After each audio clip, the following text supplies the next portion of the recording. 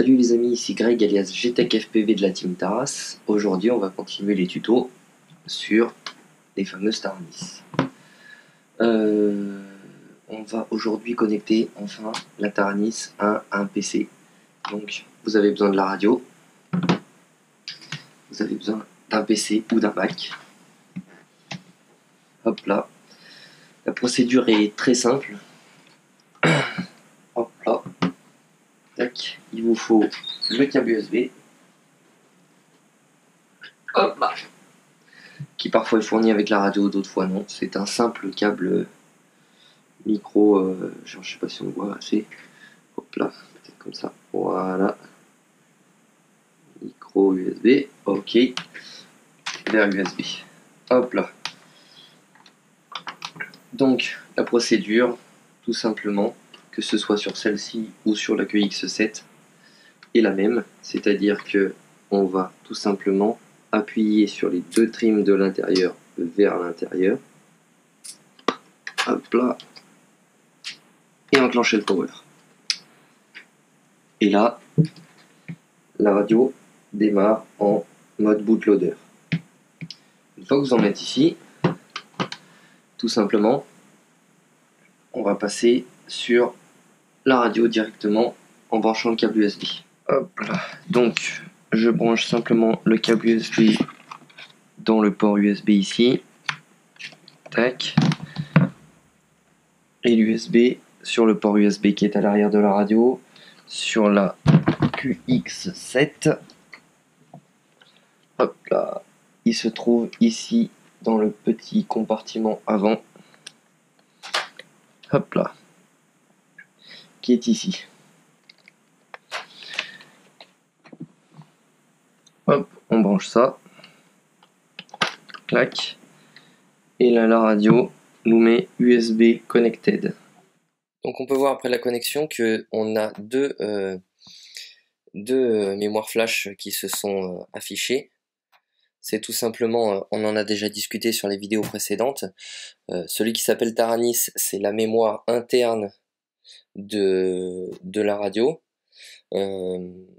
Du coup c'est celle qui contient le logiciel de la radio. Donc celui-ci on va pas y toucher. Par contre on a le deuxième, en fait on utilise la radio comme lecteur de carte mémoire pour la carte mémoire qui est à l'intérieur. Tout simplement, dedans on a accès à la carte mémoire qui est à l'intérieur. Nous, cette carte mémoire justement on va devoir la préparer puisqu'on va mettre à jour la radio et à chaque mise à jour, enfin quasiment à chaque mise à jour, la radio en fait a besoin d'une carte mémoire qui soit avec les dossiers qui soient placés dans un ordre très spécifique et des fichiers qui soient nommés spécifiquement pour qu'elle retrouve tout ça bien. Donc du coup on va voir comment télécharger le logiciel OpenTX, enfin compagnon pour le PC, et cela va nous donner donc la possibilité de télécharger aussi les dossiers qu'il faut installer sur la carte mémoire. Hop là, donc du coup là on va tout supprimer.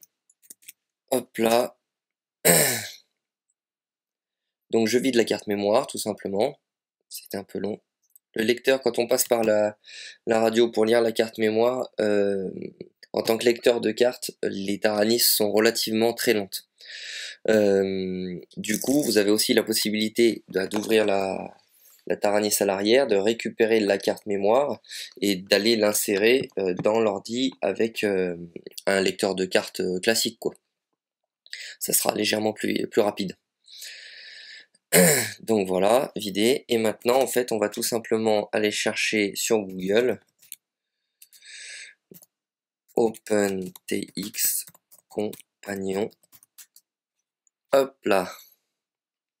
Donc les résultats dans Google, download OpenTX. Tac. Et là, donc la dernière version, a priori, qui date du 16 décembre 2017, c'est la 2.2.1. Donc on va cliquer dessus. Il y a tout un blabla qui vous explique quelles sont les mises à jour et qu'est-ce qu'ils ont rajouté dedans. Et donc tout en bas, on a la possibilité de télécharger donc le SD card, c'est-à-dire le contenu qu'il faut mettre sur la carte mémoire. Ensuite, on a les installeurs, donc pour Windows, pour Mac, pour Linux et pour Ubuntu. Moi, je suis sur Mac, donc j'ai téléchargé la version Mac. Ça, télécharger, installer un logiciel, je pense que vous savez tous faire, donc je vais vous laisser faire ça, bien évidemment. Donc voilà, vous téléchargez ça. La carte mémoire, pour l'instant, on n'a pas besoin de la télécharger. Tout simplement parce que le logiciel qu'on va installer va nous le proposer plus tard. Voilà, voilà. Donc vous téléchargez ça et vous l'installez. Une fois installé, on le démarre.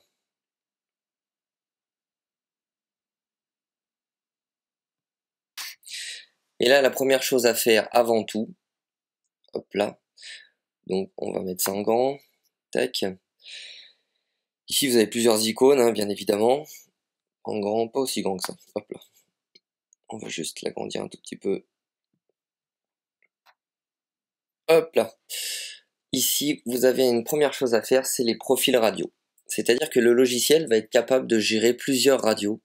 Moi notamment, par exemple, j'en utilise régulièrement, j'ai celle des clients, j'ai les miennes, j'en ai plusieurs. Donc du coup, ici, les profils radio, là les 3 derniers profils que j'ai enregistrés, là, donc une QX7 GTEC, donc c'est la mienne, une X9 Plus pour Tony et la QX7 de Neil. On va faire tout simplement ajouter un profil radio ici et vous avez une fenêtre qui s'ouvre et là on va lui donner un nom à ce profil. Donc par exemple aujourd'hui c'est la QX9 de Tony. Donc non c'est pas la QX9, c'est la X9D plus Tony.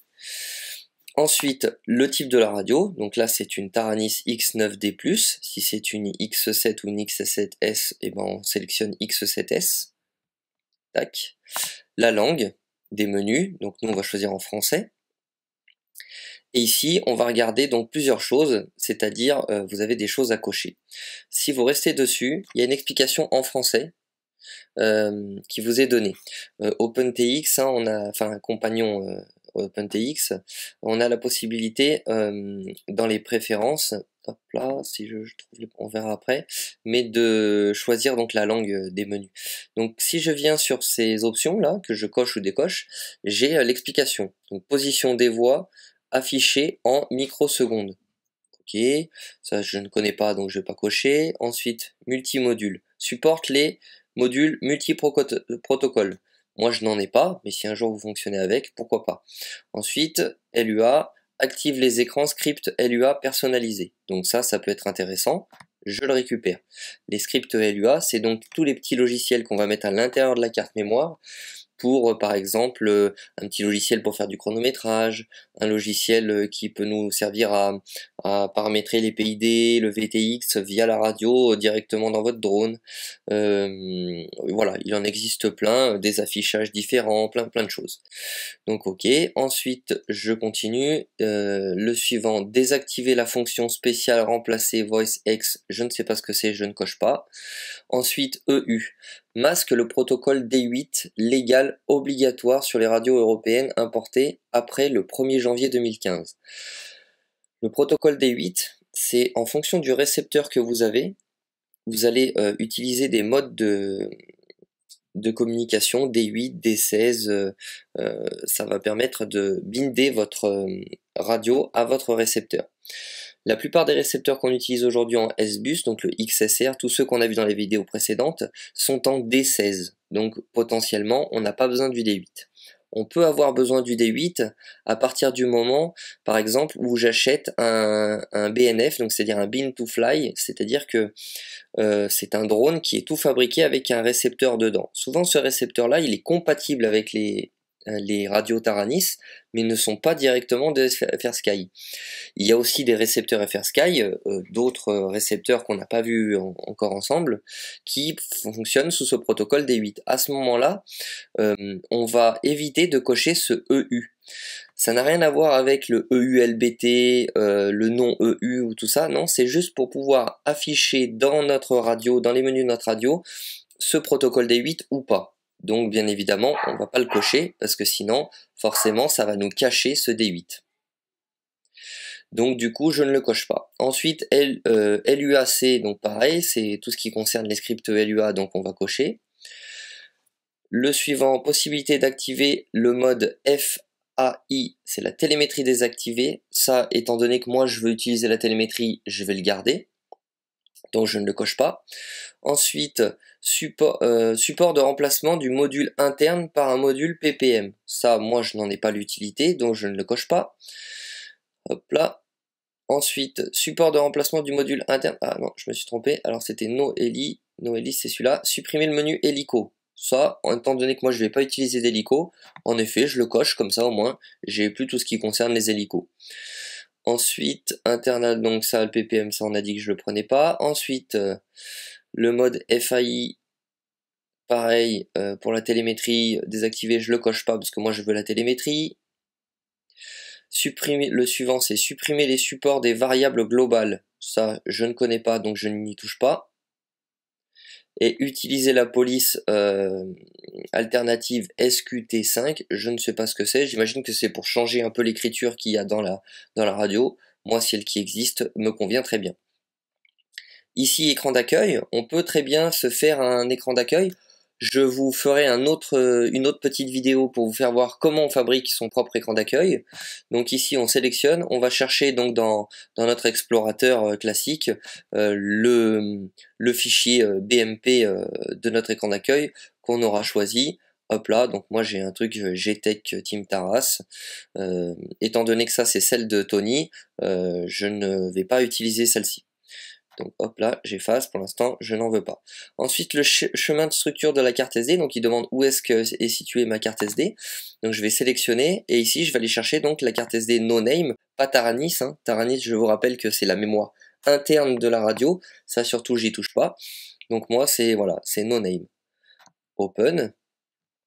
Ensuite un dossier de sauvegarde, et ben on va toujours aller, moi je sauvegarde dans cette même carte mémoire, c'est-à-dire que dans no name, je vais créer un dossier où je vais marquer pour sauvegarde. Hop là, et c'est ce dossier-là que je vais lui demander d'enregistrer mes sauvegardes. Voilà. Sauvegarder les réglages et modèles automatiquement lors des transferts vides. Moi, je préfère faire les sauvegardes manuellement si je le désire ou pas, mais ça peut être utile pour éviter de faire des bêtises, ça fera des sauvegardes automatiques.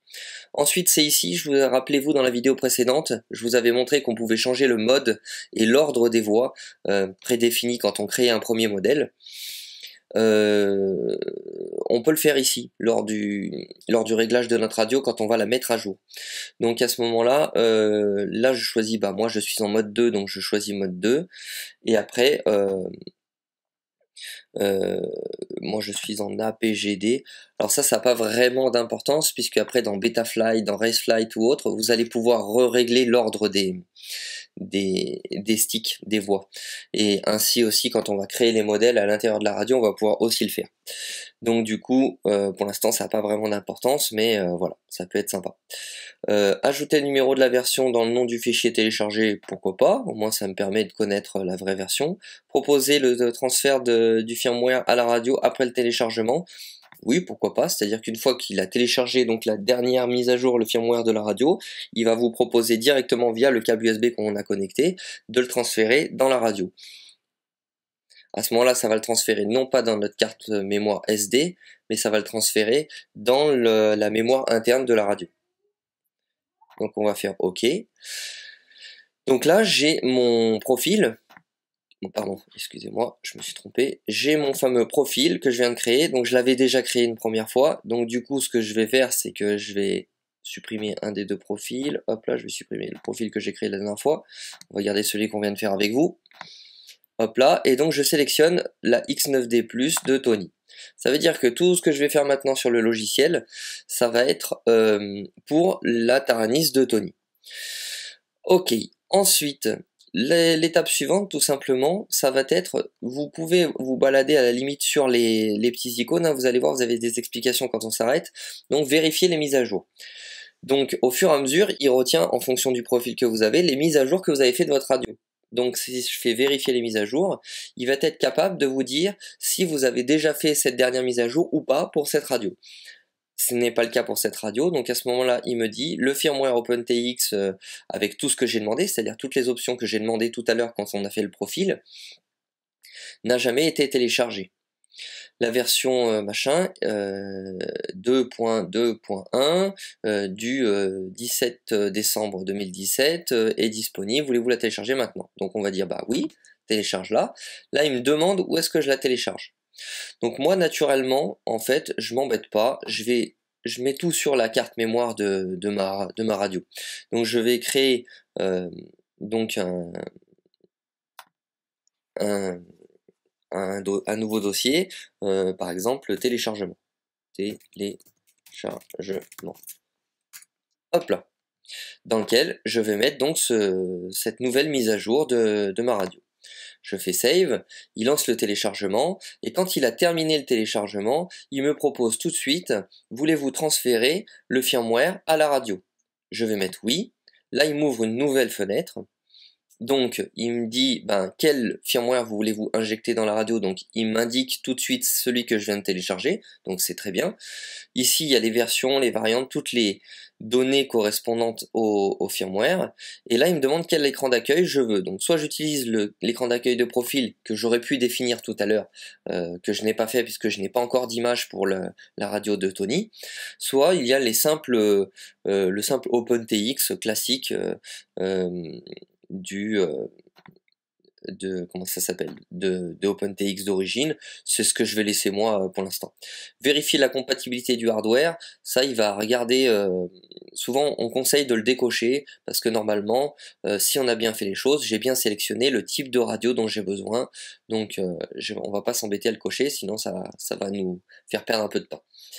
Et ensuite je fais transférer, et là donc il va transférer à la radio. À la fin il me dit programmation terminée, ça veut dire qu'il a transféré dans la mémoire interne de la radio le nouveau firmware. Je fais fermer, et là votre radio est à jour. C'était très simple, très rapide. On va vérifier tout de suite, de toute façon. Donc comment on vérifie? C'est très simple, je vais tout simplement donc fermer ce logiciel, tac, éjecter donc les deux mémoires flash qui concernent la radio. Là, une, deux. Et ensuite, je vais donc déconnecter le câble USB. Tac. Ici, la radio repasse en mode classique, on va dire. Voilà, c'était en mode bootloader toujours. Là, je vais aller tout simplement sur Exit et je vais faire Entrée. Et là, il va démarrer la radio avec notre logo qu'on a choisi. Alerte des gaz. Il dit que les gaz sont pas à 0, c'est parce qu'on n'a pas encore fait une calibration des sticks. Donc on va faire un simple exit. Il dit qu'il n'y a pas de fail-safe parce que pour l'instant on n'a pas de modèle, on n'a pas fait d'écriture fail-safe, donc toujours exit pour l'instant. Et il dit que la carte SD n'est pas à la bonne version, puisque pour l'instant nous n'avons pas préparé encore la carte SD. Hop là. Donc j'arrive sur ce menu tout simple. Si j'appuie longtemps sur menu, ici, et qu'on va, comme on a vu dans les vidéos précédentes, aller jusqu'à la page, hop là, numéro 5, je vois bien que je suis en version 2.2.1, à la bonne date, avec la bonne version. Donc ça veut dire que ma radio a bien été mise à jour. Donc j'ai mis à jour la partie logicielle de ma radio. C'est ce que je voulais, donc c'est très bien. Et donc on a terminé cette étape. L'étape suivante, c'est de préparer la carte SD, avec tout ce dont j'ai besoin dedans. Pour cette étape, très simple, on éteint la radio, on redémarre à nouveau avec les deux à l'intérieur et le power en mode bootloader, et on reconnecte à nouveau notre câble USB. Hop là. USB connected. Hop là. Et ici sur mon bureau, donc normalement, j'ai à nouveau mes deux mémoires qui s'affichent. Donc je vais aller tout simplement dans ma carte SD. Hop là, pardon, excusez-moi. Dans ma carte SD, j'ai bien toujours les deux, donc le dossier sauvegarde et le dossier téléchargement dans lequel j'ai mon firmware. Et donc je vais redémarrer mon logiciel compagnon.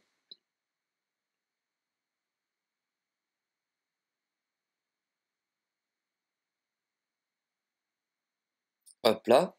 Et ici, dans mon logiciel compagnon, j'ai une petite flèche ici qui est téléchargée. Si je clique dessus, donc je suis toujours sur le profil de Tony, donc la X9D Plus de Tony. Hop là, si je clique dessus, ici, il me dit que vérifier la mise à jour, ça ne sert à rien étant donné qu'on vient de la faire, la mise à jour, donc on est bien sur la dernière mise à jour. Télécharger le firmware, ça ne sert toujours à rien étant donné qu'on est sur le dernier firmware. Par contre, télécharger la carte SD, ici, il va vous envoyer donc sur un lien avec la dernière version de la carte SD. Donc il vous dirige tout de suite vers la bonne radio, c'est-à-dire une X9D+, et nous on va prendre la dernière version, c'est-à-dire la V0013. Donc vous cliquez dessus, et ça vous télécharge le fichier zip. Ce fichier zip, vous allez le dézipper, donc dans vos téléchargements en théorie, quelque part, donc V pour la X9, celle-ci, on le dézippe, et en fait je rentre dedans, et là c'est tout ce que vous voyez là, c'est tout ce qui doit être normalement dans votre carte SD. Donc je sélectionne tout le monde, je fais un copier, hop là, copier les 11 éléments, je ferme ceci, du coup je n'ai plus besoin du logiciel compagnon, il nous servait juste à faire le raccourci vers la bonne version de ma carte SD. Et ensuite je vais sur No Name, donc ma fameuse carte SD, et dedans je vais venir y coller tous les dossiers qui concernent, donc qui ont été téléchargés par OpenTX. Alors qu'est-ce qu'il y a là-dedans? Il y a plein de choses, notamment on a les images, donc pour sur la X9D, comme on a un peu plus de place sur l'écran, on peut mettre un petit logo pour nos drones, donc c'est là-dedans qu'on va mettre les images de nos drones. Les modèles, donc c'est tous les modèles qu'on va créer, c'est-à-dire tous les drones, ils peuvent être stockés là-dedans. Les screenshots, c'est les screenshots, tout simplement. Les scripts, c'est les fameux scripts LUA, donc c'est les petits logiciels, chronométrage et autres. Ça, on verra tout plus tard comment on fait pour les ajouter. Et donc le plus long, bien évidemment, à copier, c'est le fameux sound, le dossier sound. C'est là-dedans qu'il va y avoir toutes les voix que la radio va jouer. Donc les chiffres, les bonjours, tout ce qui va nous servir. Dedans, d'origine, il y a déjà pas mal de choses. On va peut-être être amené à en créer des nouvelles. C'est-à-dire que si vous voulez personnaliser un petit peu votre radio, vous pouvez lui faire dire d'autres choses. Et en fait, c'est simplement créer des fichiers audio qu'on va mettre dans ce dossier Sound, qui vont nous permettre du coup de faire appel à ces fichiers audio une fois qu'on est dans la radio, et donc de lire les fichiers audio que vous avez fabriqués vous. Pour personnaliser donc les fichiers audio, on va voir très rapidement. Alors on va survoler la chose puisque bien évidemment il y a plein de façons différentes. Le but c'est que je vous explique en gros, comme ça quand vous verrez les tutos, les autres tutos, vous comprendrez mieux tout ce qui vous explique. Il existe un logiciel très simple, enfin relativement simple et surtout gratuit de traitement audio qui s'appelle Audacity, qui existe sur Mac et sur PC. Ce logiciel a ce gros avantage d'être gratuit et de gérer quand même relativement pas mal de choses. Audacity, donc il s'écrit comme ça, O-D-A-C-I-T-Y.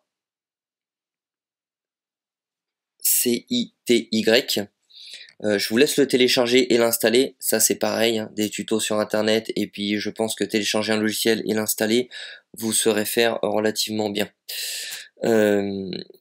Hop là. Voilà, il est ouvert. L'idée, si vous voulez, c'est que les fichiers qui vont pouvoir être lus par la Taranis, donc par votre radio, sont des fichiers à un format un peu spécifique.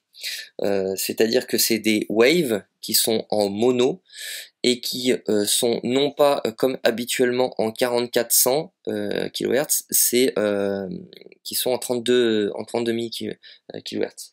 En 32 milliards, pardon. Donc du coup, pour être sûr de ne pas vous tromper, pour tous ces réglages-là, c'est très simple. On va tout simplement faire fichier, et on va aller ouvrir un fichier de la carte SD qu'on a téléchargé précédemment. Parce que dedans, vous avez déjà des fichiers audio qui, eux, comme ils sont fournis par OpenTX, sont déjà dans le bon format. Donc du coup, tout simplement, je vais aller dans mes téléchargements, la carte SD que j'ai téléchargée, dans le fameux document Sound, on va récupérer allez, un truc français, on va prendre n'importe lequel, on s'en fout, on va faire fichier ouvrir, là il va me dire bah, lire le fichier directement depuis l'original ou faire une copie du fichier de montage avant le montage. Allez, on fait une copie, comme ça on est tranquille. Donc là j'ai mon fameux fichier, donc hop là, je vais vous mettre un peu plus fort comme ça vous allez l'entendre à travers le micro. Mode accro, voilà, c'est super. Donc nous, par exemple, on va se dire qu'on va faire je dis n'importe quoi, mais un son pour me dire bonjour, par exemple, à l'ouverture de ma radio. Donc on va faire fichier enregistré sous, hop là, hop là. Je vais le mettre pour l'instant sur mon bureau, on va travailler très simple, et on va mettre, pour l'instant on va mettre bonjour, hop là. Ça c'est donc ça enregistre au format du projet de Audacity, hein. Pour l'instant c'est un projet de mixage, c'est pas le fichier final, hein, vous inquiétez pas. Donc là j'enregistre, comme ça tout ce que je vais faire ça va être enregistré. Tout simplement qu'est-ce que je vais faire, je vais virer tout ça, c'est-à-dire je vais virer ce que j'avais déjà dessus. Alors pourquoi faire ça? Tout simplement parce que c'est très simple, du coup là je me trouve avec un fichier vierge, prêt à être travaillé, mais déjà dans le bon format, c'est-à-dire un projet en 32 000, en mono, avec tout ce qu'il faut. Tout simplement ici, pour enregistrer, je vais me mettre ici le micro intégré par exemple, et puis je vais faire un test, donc je vais appuyer sur Record, et on voit en effet que là ça enregistre ma voix. Donc je vais faire tout simplement un bonjour Greg et bon vol. Et là je vais faire un petit stop, hop là, nickel.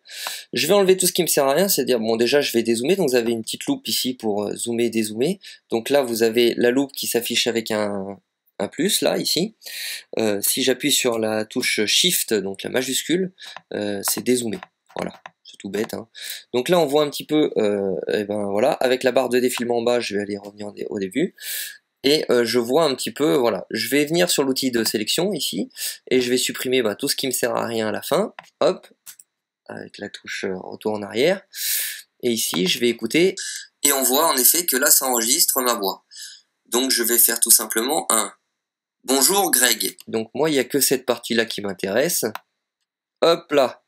J'enlève la partie précédente et j'ai mon fameux fichier. Donc vu que pour être sûr je vais faire un pomme-c et je vais venir le coller sur mon fichier d'origine, enfin sur la partie, hop, on revient tout au début, hop là sur la partie d'origine, celui-là je vais le dégager. Et donc là je me retrouve avec mon bonjour Greg et bon vol. Bonjour Greg et bon vol. Voilà, avec mon juste ce qu'il me faut. Et là je fais fichier, exporter audio. Alors je peux toujours le mettre pour l'instant sur le bureau, hein, ça n'a pas d'importance, et je peux l'appeler toujours bonjour pour l'instant, on pourra le renommer plus tard, et vous verrez que c'est utile de le renommer plus tard. Tout simplement, on va le mettre, le format qui est exigé par la Taranis, c'est le format Wave Microsoft signé 16 bits. Si je vais dans les options pour aller un petit peu plus loin, il me dit qu'il n'y a pas d'option pour ce format, ça tombe très bien, j'ai pas envie de me prendre la tête. Et là je vais faire enregistrer. Il me demande plein de choses, je n'ai pas besoin de les remplir, pour la Taranis on s'en fout. Je fais OK. Et là, tout simplement, je vais quitter. Voulez-vous enregistrer? On va dire oui. Comme ça, je réutiliserai toujours le même projet pour faire toutes mes voix. Donc, soit je peux m'enregistrer moi-même pour faire mes propres voix avec ma voix sur ma radio. Soit il y en a beaucoup qui utilisent des vocales, des synthèses vocales. C'est-à-dire, notamment, par exemple, il y a sur Mac, on a la possibilité de faire lire au Mac un texte. Donc, on écrit ce qu'on veut lui faire lire. Et il y a une voix, il suffit d'enregistrer cette voix-là, et à ce moment-là, ce sera cette voix-là qui sera sur vos fichiers pour votre radio. Il y en a plein d'autres qui sont téléchargeables sur Internet, où il existe des logiciels qui le font aussi, ou directement des applications sur web, donc il y a Acapella, enfin il y a plein de choses. Ça pareil, je vous laisserai vous renseigner, tout simplement pour voir comment on fait pour faire toutes ces voix-là. Voilà, il a terminé de télécharger, donc enfin d'écrire donc tous les dossiers de la carte SD sur ma fameuse carte SD. Du coup, nous on va aller dans le dossier Sound. Il y a plein de langues. Moi personnellement, je garde la langue anglaise parce que c'est la langue d'origine souvent de la radio. Donc on sait jamais en cas de bug, si elle rebascule en anglais, au moins j'aurai quand même des voix et des fichiers. Par contre, tous les autres langues, je vais les supprimer. Je vais garder que la langue, celle qui m'intéresse, c'est-à-dire la française. Hop là. Là, on supprime tout ça. Et donc je vais aller voir ce qu'il y a un petit peu dedans. Donc dedans, j'ai des choses qui existent déjà. Mode accro. Voilà, il y a plein de choses déjà existantes. Et vous avez également le dossier système.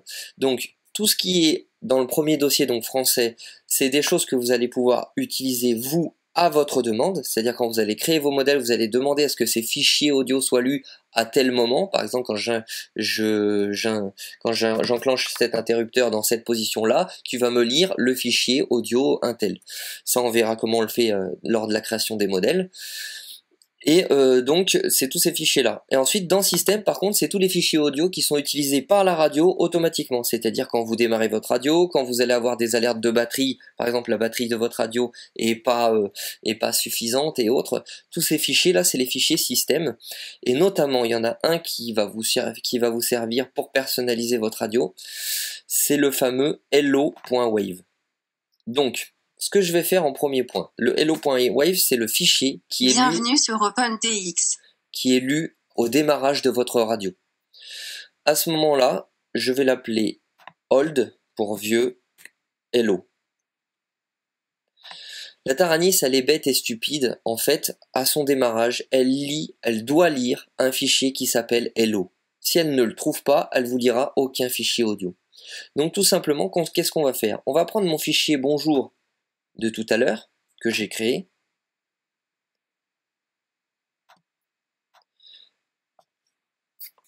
Et on va le renommer exactement comme il était nommé, c'est-à-dire le fichier que la radio est censée lire au départ, c'est-à-dire hello.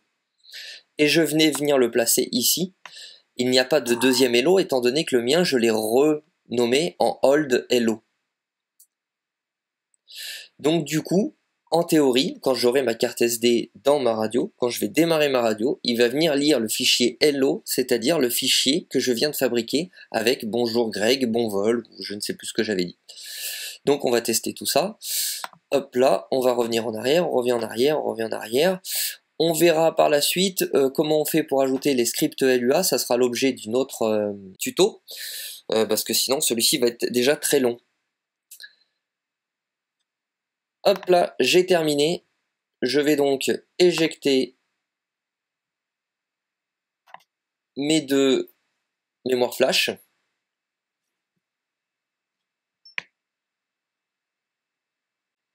Et je vais pouvoir donc débrancher mon USB, faire exit sur ma radio. Rappelez-vous, on avait mis un petit bouton pour le volume de la radio, donc mettez-le bien pas à 0, sinon vous entendrez rien forcément. Mettez le volume par exemple à mi-volume. Et donc quand je vais faire exit, Welcome to OpenTX. Là elle me dit Welcome to OpenTX. On a toujours les mêmes alertes, hein, alertes de gaz et autres. Là actuellement vous avez vu, elle parle en anglais. C'est normal, étant donné que on avait fait le reset, donc maintenant il faut aller dans menu long pour aller dans la config de la radio, et tout en bas, alors soit vous descendez comme ça un par un, soit quand vous êtes tout en haut, vous appuyez une nouvelle fois sur le plus pour aller à nouveau en haut, ça ira tout en bas. Ici, les annonces vocales, quand on avait fait le reset de la radio, elles sont en anglais. Donc ici, on va tout simplement aller chercher le français, tac, et dans la zone géographique, on va mettre Europe. Voilà, on est toujours au métrique, et tout le reste, on verra plus tard. Donc je fais exit, et je vais à nouveau éteindre ma radio, et allumer ma radio, et écoutons. Bonjour Greg, et bon vol. Et là, j'ai mon annonce que j'ai fabriquée tout à l'heure. Hop là. Alerte manche des gaz. Alors c'est que pour l'instant, il estime que ça, ce n'est pas mon manche de gaz. On va vérifier tout simplement en faisant ceci. Bonjour Greg et bon vol. Alerte manche des gaz. Voilà, quand j'ai plaqué celui-ci en bas, il estimait que le manche des gaz c'était celui-ci. On va voir comment faire pour changer tout ça. Ce sera dans le tuto qui concerne la création d'un premier modèle. Voici donc la fin d'une nouvelle vidéo. On va s'arrêter là pour aujourd'hui et je vous souhaite à tous un joyeux Noël parce que je suppose que on est le 25. Là, je suis en train de la faire les 24, mais elle sera certainement publiée demain le 25. Les vidéos suivantes, ce sera la création d'un modèle et après on verra tous les détails, c'est-à-dire comment faire son petit logo au démarrage, comment faire son logo de drone pour le petit icône et surtout on verra comment créer un modèle. C'est ça que vous attendez tous puisque c'est ça qui va vous permettre d'enfin voler. Ciao!